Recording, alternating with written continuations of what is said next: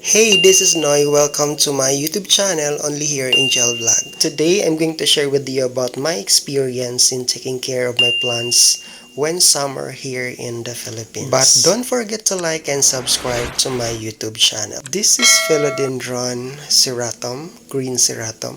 I transferred this one here because I think that this spotted plant can resist from the too much sunlight. But then what happened to my plant? Look at the leaves. They're burning. This is Philodendron Olympiad. When I took this one, it has only 2 leaves, very small. It was juvenile, but now it's an average size of Philodendron Olympiad. And I just transferred it here and new repotted as well. But what I have seen, there's a baby that really grown on the nude. So I put also a clavo. We called it clavo, that is herb. It's good for the cough. And it's always my style to cut the dry leaf. Just put it on the top of the plant. And that will become a new fertilizer, organic fertilizer, once it will be decomposed. It is really nice to look at all these potted plants that I put under the apple fruit tree, that they are all thriving. Look at the leaves, very colorful. But this philodendron ring of fire, actually I potted this one and I put it here and I elevated the pot. But what happened, that's they love to play during nighttime. This pot was really distracted. When I look at it early in the morning, the pot was toppled and half of the soil was poured on the ground. There were 3 leaves were damaged, and that's really the reality if you take care of the plants and if you have animals at home. It's a win-win situation. It's about how you endure the pain in taking care of plants. Look at this rubber plant ruby. Some of the leaves are burned due to the extreme heat of the sunlight. I took that ficus under the tambis tree and I put it here when I changed the soil. But what happened after my duty, when I look the leaves, oh my god, leaves are changing really. And this is really the effect of too much exposure to the sunlight. Actually, this is outdoor plant. But what really happened to the plants that are not really exposed much to the brighter sunlight, the moment that we took them? Normally, this is what really happened to the leaves of the plants. But eventually, when time that they know how to adapt the environment, from time to time, they know how to recover, because that is the nature of the plant. Once they experience a new environment, there is a sudden shift of discoloration of the leaves. It's because they are always put under the shaded area. So this is what really happened to this Ficus elastica or rubber plant ruby. I also took this Aglonema, the Aglonema Boxer, and this is the original, I mean the mother of Aglonema Boxer.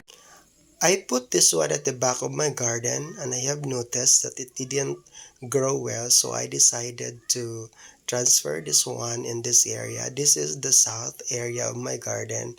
This is one of the best spot of my garden because this area, my plants really receive a bright sunlight from 6 a.m. down to 8 a.m. in the morning. So this is very nice place for my plants. Remember, aglonema plants are also requiring love and care because these are all indoor plants. They need a shaded area also.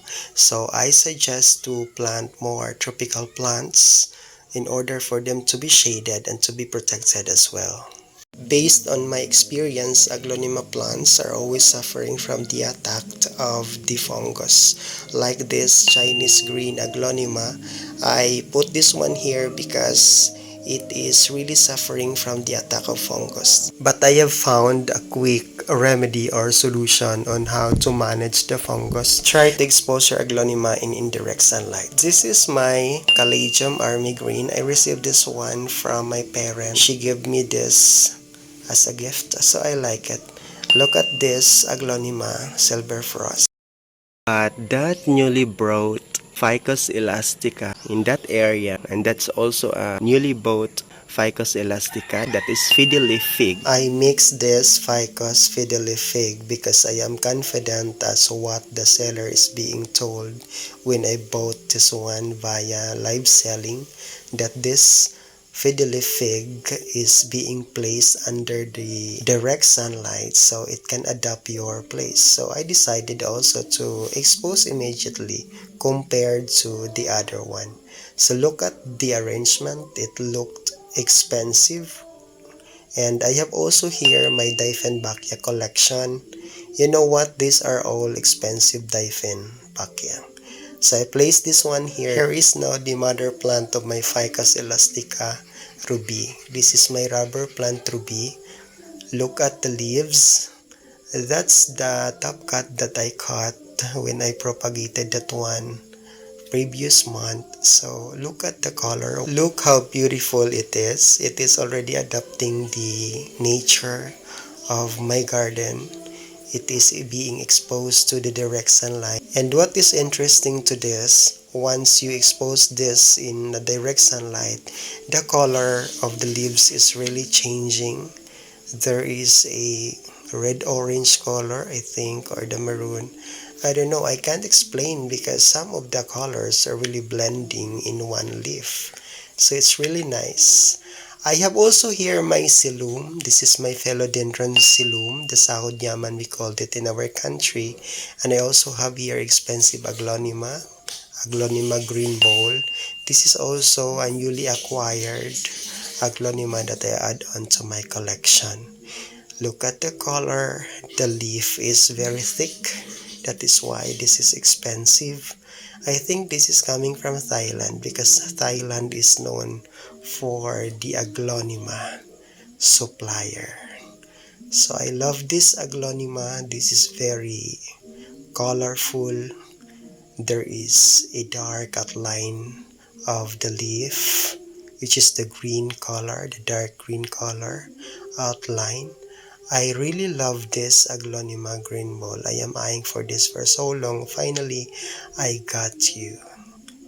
So I just placed this one here. Beside my green bowl, I have my variegated Burly Marks philodendron, but it is being reverted. I don't know what's the reason behind of reverting about the variegation and the leaves. When I got this one, it has only 4 leaves. 3 leaves were variegated.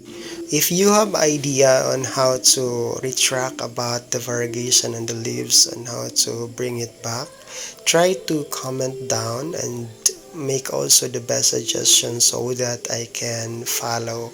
I can also play back the moment that I have seen a lot of variegation on the leaves. Guys, help me on how to recover this variegation. This is also my Alona Butterfly, one of the best aglonema collections that I have here in my garden, the Alona Butterfly. Why I am eyeing to this and got this one immediately via live selling? Because of the color. Look at the color, it is so vibrant, it is different from the aglonema that I have here in my garden. I really love the stalk. It has a pink color and also this is very lush. Aglonema plant is also a moneymaker plant. That is why I have an interest in collecting the aglonema. This rubber plant teneki is also giving a good vibe to some of the plants that I place under this rubber plant. It has also a very large, massive leaves when I planted this one directly on the soil. I am very much happy when it grows well here. When I took this one in Boston, it is a very small, but now it has a tree-like form of the branches and the roots are really growing well and it gives so much fun here. That's all for today. Thank you for watching. Once again, this is Noy.